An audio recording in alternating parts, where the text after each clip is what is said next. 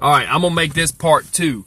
I want to be able to upload this, and I ain't gonna stop you from saying nothing you want to say. You know what I'm saying? So I hit the button and stopped recording, and then I hit it again, so it'll be a second part to this. But yeah, I've got a friend of mine. He gets on a 5-way conversation with these guys, and he always asks me, "Hey man, you want to be in on that?" And sometimes I do, but sometimes I don't have time. I've been meaning to call him. He goes by Dirty White Boy, and he's like I said, they're smart, but they've been through a lot. It's 100%. It's 100%. I mean, it's non-filtered. Those guys are non-filtered, but I'm saying it's 100% experience. You know, it's not that they were the most intelligent people in the world and just figured stuff out. They've been through the gamut. They've been through the ringer, if you know what I'm saying, for a long time. And so I was going to do a phone call with them, but then I was hollering at you. I was like, no, me and this guy need to talk, because you know so much about how the economy's going and that kind of stuff. And like I was telling you, you need to set up your own channel, you know. The economy, back to that stuff, okay, about 9/11 and everything, we all know about that, right? Yeah. Okay, in 2008, when the economy took the dump, right before Obama took over and W got out, or Bush or whatever, anyway, the economy took a dump. What was the one most significant thing that happened here in the United States in 2008 that could have brought that about? Only one thing happened. You got me, because I don't know where you're going with this. Go ahead and tell it. All right. In 2008, they changed the logbook laws from 10 hours on and 8 hours off to combat with the computer system, because the computer system for these electronic logs couldn't compute correctly page 10. Oh, is that what happened? They changed it to the 10 and 11. 10 off, 11 on. Huh. Then it could compute it. But when they did that, the economy slowed down because nothing could get anywhere. Nothing could be on time. Yeah. Kept going down, and the economy really crashed. Yeah. It's okay, we'll recover. Well, now they're going to implement this now on the 18th, right? Yep. You run an electronic log, you've had experience with this. Oh, yeah. Has your system ever went down? Oh, yeah. Crashes all the time, don't it? Well, no, the logging part, no, but most people's will. I got to tell you, I'm going to plug PeopleNet real quick. Look, PeopleNet has been up and good. However, when they first started with some of this stuff, it was some issues, and different systems really have issues. I'm going to tell you what can happen. What can happen is the thing can get so full of messages, because they're cramming messages. Oh my gosh. They think that this thing has just got forever, the ability to record, like, they've got some supercomputers that ain't got much, that much, open space. Yeah, storage space. Right. So they think I'm running a couple of terabytes. Maybe it's a gig. So here's the deal. So it will hang up and freeze in all things that it does. If it's on GPS, freeze. If it's on logbook, freeze. You can't log in, log out. You could even go over if you stopped and it won't. You have to have it reset, and then it'll delete it automatically deletes all of the unnecessary information in it, almost like a disk cleanup on a laptop. I've been meaning to teach you about some stuff like that, cleaning up your computer, making it faster. It's like a disk cleanup.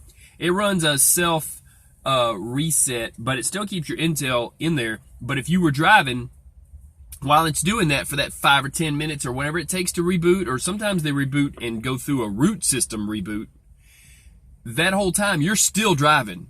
It's still eating up your drive time. Now, you can have your company try to adjust that if you weren't, but the thing is, pretty much the computer's going to still say you're driving.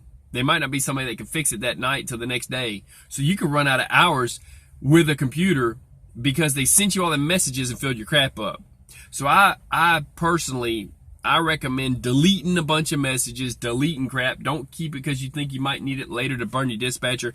Save a couple, delete the rest, let it go, and don't worry about it. You know what I'm saying? Yeah. Because that thing, yes. Short answer, yes, they fail. Okay, now here's the other part of what I was going to, this history stuff like we were talking about before. Yep. Okay, you remember when they implemented the healthcare system? Right. The new one, the Obamacare or whatever. Right. All those people logged online to apply for this, and it crashed the system. They never even accepted them in the first place. It was never set up good, yeah. Right. Well, now they're making all the truck drivers do this system, and all of them. I mean, all of them. Right now, there's only like 15 or 18% of trucking companies are logged on the system, and it still has its glitches. What's going to happen on the 18th when everybody's on that system and it crashed? Crashed just like the healthcare system one did because it cannot absorb that much information. Well, I'll tell you. Here's how it actually works. It's going to be so slow. It's going to be like being on analog internet. Here's what's going to. Remember when that was out? Oh yeah, dial up. Yeah. Here's how they work, and here's what's going to fail. Okay, a lot of people don't know it, but these companies have a box, usually like a suitcase, that will store all kinds of data, make your internet transmission faster, and all the computers that are hooked up to their little intranet and internet are hooked up to this box that makes it all faster and has storage. So the thing is, it's almost like it's a server. It is a server. Okay. Yeah. So, basically, the companies that we deal with that are trucking companies, their servers is for their stuff. I don't know how well they have a server for the computer logs, but there's going to be two possible problems. I don't think there's going to be a problem of like where we send this to through that company that services this, or even through our company. The thing that could happen though is the boxes that are rated like T this or T that or whatever, that run internet, that are out there at the poles in different areas, with a lot of truck drivers sending intel or info from these to wherever the server is that deals with the info, and sends it back to this computer when you turn your truck back on, and takes that log and all that, either at your company, but your company and the name brand of the logging company probably gets it. Basically, the internet itself will be a little overloaded probably in a few places. The worst part, I think, is going to be that we have GPS satellites. And let's say you got like 8 or 10 or 15 of them or what that you're pulling from. Military's got theirs. North Korea sent something up and nobody knows what it is. It could be a Volkswagen. It could come down, with a bunch of hippies wanting to start Woodstock. We don't know what's going on with that thing. The funny thing is this, that I don't know if they're ready for that many people to be using GPS, and I wonder, will it slow down my GPS? I wonder will they have to send up a couple more satellites? I wonder will they have to reprogram the ones that are up there and put new software updates? I don't know. What I do know is this. This is going to be the crash of it all. You got companies that work. The company that I'm. Wait, let me finish this right here. The company that I'm at right now that I delivered to. Oh, we are only from 8 a.m. to 12 a.m. That is our delivery time. You will have a set delivery time within there. It's a 11 o'clock delivery. You must be here by that time, and that's all. Or it'll be rescheduled, and you'll be stuck there overnight. Okay. Having said that, a big sign out there that says no overnight parking. You have to find somewhere else. Yup. So you must have been here before. I haul out of that place. Yeah. I don't know. So 3 times a month. Yeah. So you understand that not all places are like that. However, for the places that are, and the companies that love them and take care of them, That puts guys, turns them into what I call satellite truckers, okay? Yeah. Or even solar powered truckers, where at night they got to shut down because they started their 14-hour clock early in the day and it ends 14 hours later. So let's say you start at 6 a.m. 8 p.m. you're shut down and you're at a truck stop. Now, if everybody's on computer log and they have to run like that, what's going to happen is there are going to be a lot less people. We know, me and you know. The people listening to this video don't know, unless you're a driver, and I got a lot of drivers that watch, even in different countries, but we know the way it works is there's 2, or you could say, to be honest, 3 shifts in trucking. And we take shifts using those truck stops. And you know it and I know it. So you come in, and the guy that got in there, starts at 4 a.m. in the morning, got in there at 6 p.m. in the afternoon, 79 to 11, 12 and 2, 3, 4, 10 hours later, 4 in the morning, he starts again. You can come in at 4 in the morning, somebody's going to pull out of that full truck stop, and you'll find that parking spot. And it's going to be front row because he started and stopped there early, so it's going to be a real good primo parking spot, right? Okay. Well, most of the time you don't want those because those are the most dangerous to get hit. Oh yeah, when I say primo, I'm talking about corner pocket, a pole on one side, you on the other, or a truck on one side and he's going to be there a while and not a reefer unit so you can sleep. So you know all that. But the point is we both know.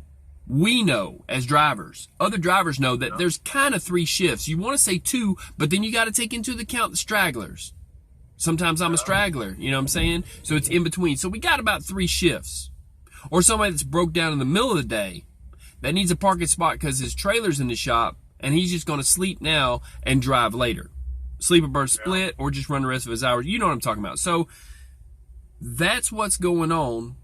And they done held him up from 8 in the morning to noon or 1 to even get his truck worked on. So that's what's going on right now.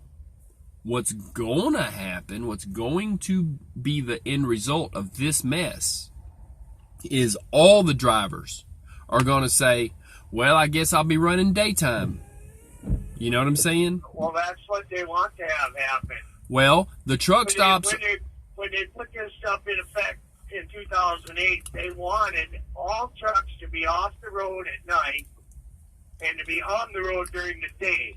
And it causes more accidents because most of the cars are on the road during the day. Yep. Now you want us to intermingle. More wrecks means more money for them because they have all these stocks and their shareholders and the insurance companies and all these other joints and stuff. I mean, it's just... Yeah, let me tell you what I think's going to happen. Let me tell you what I think's going to happen. Okay? Because we already know what's going to happen with the sleep schedule. Now let me tell you what's going to happen. Okay? Right now, there's already traffic jams early in the morning. Now, on December 18th, there's going to be some drivers that says, I'm going to take a few days off.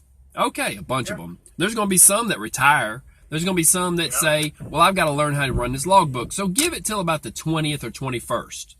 And then give it...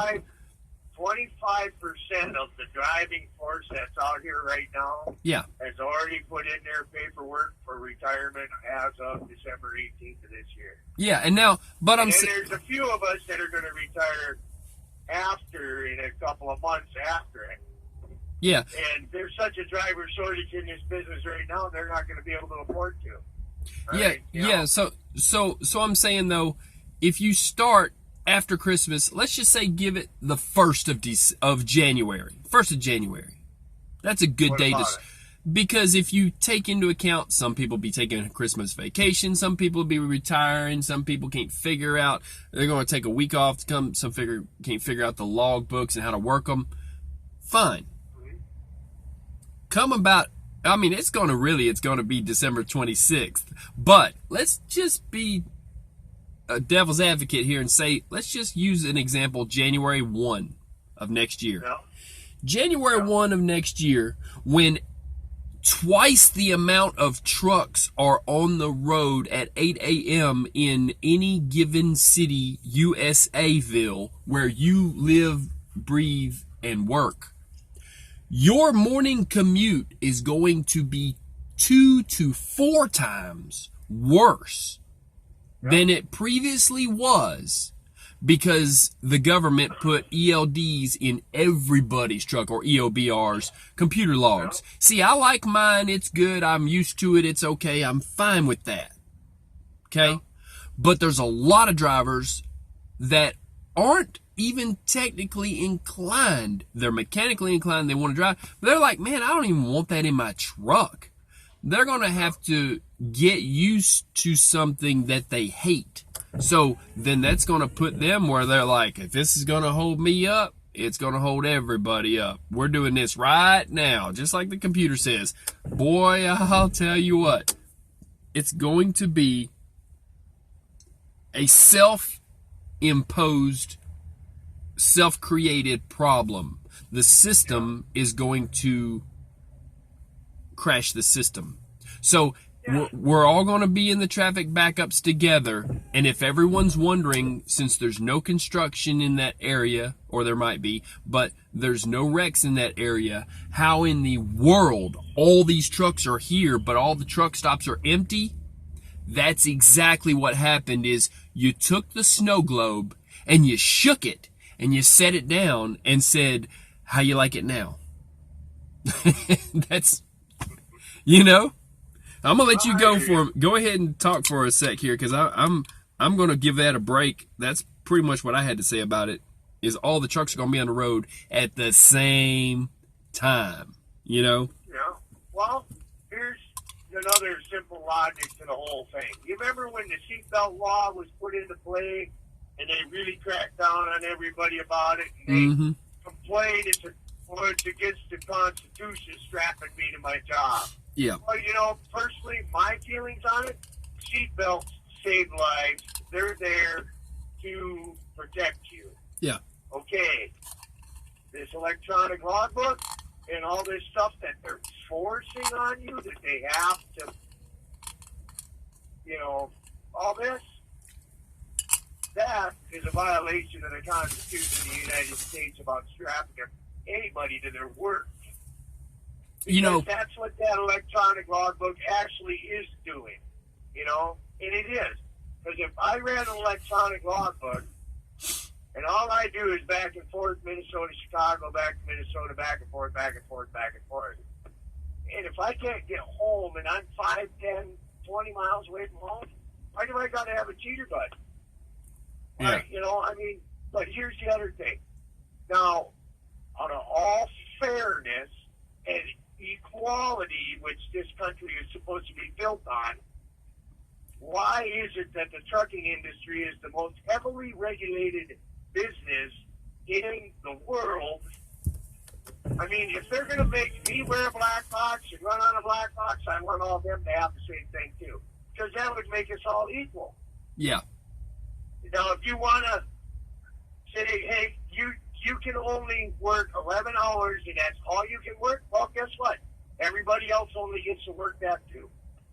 Yeah. Nobody can get overtime no more union overtime, no more state overtime, no more overtime for nobody. And you can't, and forget about going and getting a second job to be able to afford to pay for your family and everything. Because if you're going to take it away from me, it needs to be taken away from everybody else. Because that would take everything equal. Yeah, well, see, Equality. And I've been hearing an awful lot about equalness in the news with the politicians and all these other people, you know, racism and all that other stuff. Now, here's what I'm going to say about that. I am not racist. I do not see color. My favorite color is clear. I love clear. Clear is the prettiest color there is. Yeah. People and their attitudes make racism because they want something the other person has, and they'll do whatever they can to get it. That's racism. Yeah, it's definitely a taught thing. What I'm saying is, in this country, we're all supposed to be equal. Yeah. Well, if you're going to mandate and regulate me that hard and that much, then you need to do that with everybody else. It's like these telephones. It's illegal for us to text on phones when we're driving. Well, how come the car people and the cops and all the other people aren't getting these $500 tickets, $1,000 tickets, being thrown in jail. But we are. We're the professionals. Well, okay, well, I thought everybody that had a driver's license was a professional, because they shouldn't have a license if they're not going to be professional when they're out here on the road. Yeah, oh, and I'll go one further, too. They tried to mandate, and it didn't go through as a mandate. And there were companies that said, nope, it's not a law. We're not sending you to those guys to even use their services for physical. But, you know, when they were coming up with that, it's pseudoscience. They want to say, if we measure your neck, and I know some people with some big necks. I've got a small neck, and I'm a thin guy. But I think it's wrong. They want to say, if you have a big neck, then you might have... Yeah, you might have... all of the above. Yeah, you might have sleep apnea if you have a big neck. Well, I know people with big necks that don't. Well, then they say, well, you got to pay a couple thousand for a sleep study on yourself, and then you can go back to work, and in the meantime, you're just supposed to go broke and die. Well, here's the thing. Here's the thing. Yeah. They wanted to make millions off of those CPAP devices, and I'm just going to tell you about this. I know some people who aren't drivers that are kind of overweight that doctors have prescribed them to. Evidently, there's a little kickback in there for them. Well, I'm going to tell you something. This is to simplify it. If they can get their claws locked into the whole system and make it for drivers in trucks, they can easily jump over and say, if you want to have cheaper insurance in your car, you got to take that CPAP test, pay for it, and if you don't, you're going to have, or if you fail, you have a big neck or whatever, we're going to make you wear a CPAP device to drive a car. Okay? Yeah. Because think of all the millions they'll make then. Yeah. And you didn't do anything wrong. You didn't do anything wrong except for the fact that your genetics gave you a bigger neck than other people. And honestly, your body doesn't even have to be that big. It's about that. It's pseudoscience. Then they better have all them wrestlers and stuff in professional wrestling and football players. Yep. They better put all them people on CPAP machines because they got really big necks. That's exactly what I was thinking. Trouble sleeping. That's what I was thinking. That's exactly what I was thinking. They might run out. You know what I mean? It just shows how. What if they run out in the football field and then they fall asleep? Yeah, you know what I mean? And that's what's funny, you know, about, it's not really funny, it's actually just really pathetic. Yeah. How double-sided this country is. You know, it's okay for me to be like this, but nope, you can't, you know? Yeah. Because you don't fit into our equation. Yeah.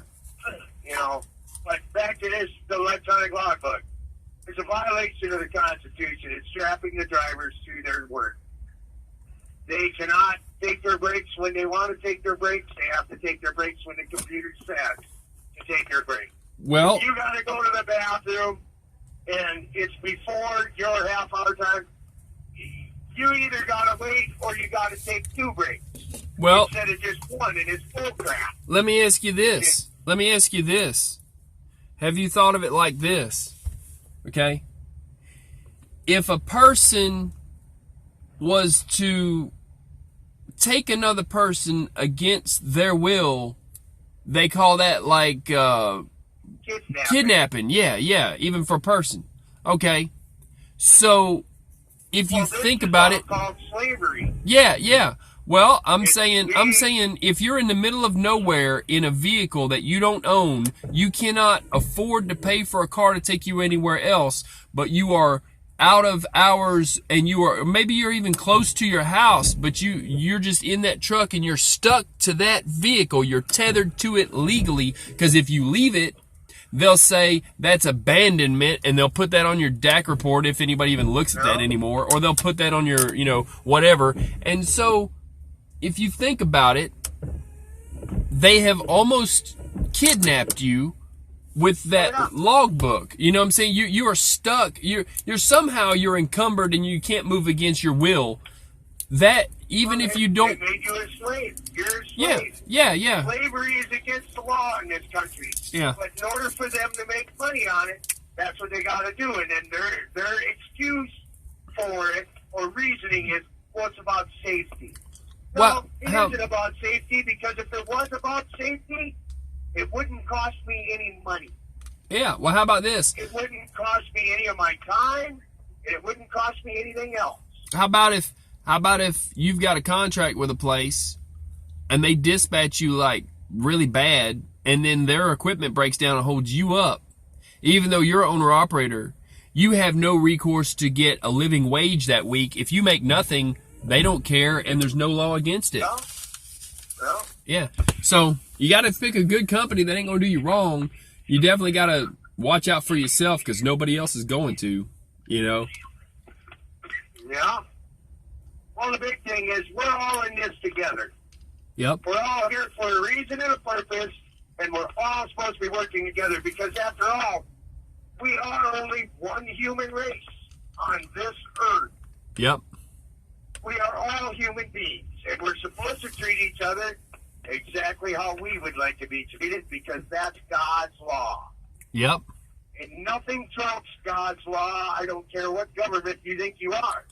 You don't trump it. Whatever you sow, you're going to reap. So whatever you put in the ground or plant, you're going to get back. And in what order and how much, I couldn't tell you. I'm not in charge of that. But I do know from experience and from history, that's exactly what happened. And that's never changed, and it will never change. Yep. Well, I'll tell you, that's why the boss man always told us, do unto others as you wish to have done unto you. Yep.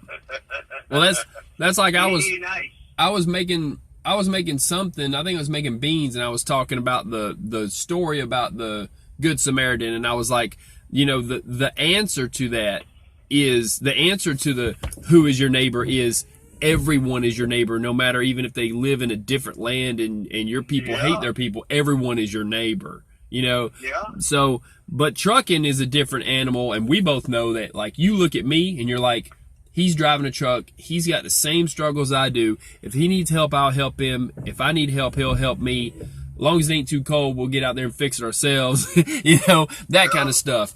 Well, that's called camaraderie. There ain't no camaraderie in this business anymore. Yeah. Everybody's all out for themselves, and the hell with everybody else. That's their thoughts.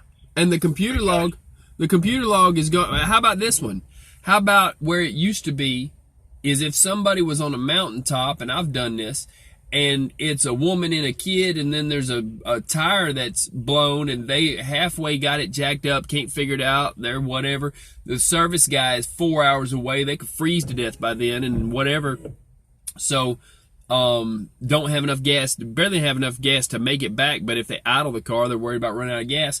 You can change a tire, but now you on that 14-hour clock, now you're going to think 5 times before you help that person. And that person is you know, they got a family and everything else that would appreciate it, but you look at what you've done to society, period, by tethering us so much. We can't even do the good that's in our heart. You know what I mean? You can't help anybody no more. Yeah, we can't be the Good Samaritan. No. And, you know, it's one of those things where, like, and it does even encumber us from helping other drivers. But when we're shut down and when we're doing whatever, you know, have some time, you know, we lend tools, that kind of stuff. It still happens. I got lots of friends, but they are hiring people who don't understand that camaraderie. They are hiring people who are not mechanically inclined and don't have tools, and they're more of a drag on us trying to teach them than they are a help to other people. They're more of a hindrance. Now, a lot of it, and the first thing you do, all right, I'll ask you a question. Somebody's... Hey, I got to interrupt you here because my telephone always switches towers up here, and we'll drop this call. All right, cool. So before it does that, I just wanted to give you a heads up. All right, well, say hello to everybody at Truckin' Stuff. I'll drop this video, but I'm going to add to it in just a sec. I'll talk a little bit more, and I'll let you go, though. You have a good one, buddy. Right. Holler at you later. Bye. All right, bye. Bye. So, to finish up, you know, what we were talking about is, I'll tell it. The first thing that you look at if somebody's broke down is, if he's got his hood up or whatever, is before you even ask him. You might ask him, but if they're on the side of the road and you drive past them, you're going to key up on the radio and say, "You all right? You got help coming, driver? Driver on the side, broke down 18-wheeler, you all right? You got help coming?" Or you call them by their name if it's a, whatever company. I ain't going to throw out names, So, and if they answer back, "Hey, I need help. My cell phone don't work. Can you call this number?" Or what? You might even, pull on over up ahead at the next ramp, still got CB radio, and holler at him and get it worked out on a different channel. 25 is a good next one with less static. So go to 25 and tell him, "Hey man, can you go to 25 for a second? I'll help you," and you'll get better signal, and you can talk to him, and nobody key up, nobody mad, and you can get all the info, and you can help him out. Well, now in a truck stop, you're right there. Well, what do? Somebody's got their hood up. The first thing you're going to think nowadays is that a company driver? It didn't used to be that way. It's like, well, if it's a company driver, he can get his company to do that. I'm not doing that. You understand what I'm saying? But there's a person involved. Okay? But it's gotten so that they are, they're not going to be able to help you. It makes you think twice. It really does. It makes it harder on you to help people when you know that they're not inclined to help you. And this whole company owner-operator thing is a split we've had for years, but people help people, and he knows where I'm coming from. I know where he's coming from. All my friends do. But,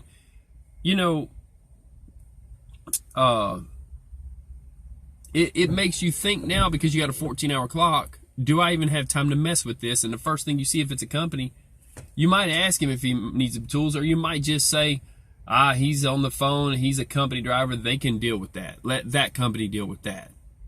That company has that in it could be something as simple as an air compressor governor, and he could swap it out with a Allen wrench or a turbo boot, or he may be so tethered and tied up that his company won't let him touch even a fuse, even though he keeps fuses in the truck, that he has to feel like he has to go into the shop. So you never know. But it didn't used to be that way. And owner-operators still going to help owner-operators, especially because of the, I would say it's artificial competition between us and bigger carriers. Yes, they're a bigger company and they have resources, so it is a bit of a competition. However, we're all working together here. You know what I'm saying? Help your fellow man. But yeah, with the hours of service, it makes it difficult for you to even help your fellow man. Even another driver. Even if you're both owner-operators, if you ain't got time, you ain't got time. You might even give him a wrench and say, "Here's this, man. I'll catch you on the roundabout. Here's my number. Get it back to you later. You get it back to me later, whatever." Because you got to go. So we were just rapping at each other for a bit, talking, and that's what we do. Y'all stay safe. Maybe you gleaned some intel from this about what's going to happen with the computer logs and stuff. And I'm going to do some more driver side chats. I got to call up and get on that 5-way conversation, the hotline there with my buddies. I'll get that worked out, and I'll bring it to you. We'll try to teach you something you might not know. That's it. Y'all stay safe. Peace.